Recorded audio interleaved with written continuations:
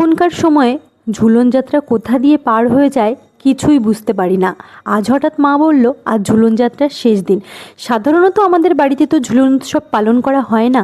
আমি যদিও ছোটবেলায় আমার সমবয়সী বন্ধু বান্ধবদের সঙ্গে কিন্তু ঝুলন উৎসব পালন মাটি দিয়ে পাহাড় বানানো, জল থেকে শ্যাওলা এনে পাহাড়ের ওপর দিয়ে দেওয়া, আরও কত রকমের জিনিস দিয়ে সাজিয়ে সাজিয়ে একটা সুন্দর থিম তৈরি করা, আর তারই মাঝখানে কোনো একটা জায়গাতে রাধাকৃষ্ণের মূর্তি বসিয়ে ঠাকুরকে পুজো করা। প্রথম দিন থেকে শেষ দিন এই পুরো 7টা দিন আমরা কিন্তু এভাবেই ঝুলন উৎসব পালন করতাম।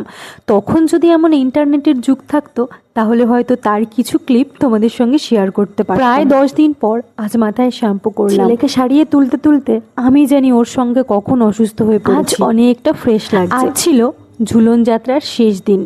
মা ওদিকে ঠাকুরকে একটু নতুন করে ভোগ দেওয়ার জন্য দেখলাম তালের বড়া করছে, তাই ভাবলাম আমিও একটু এর সঙ্গে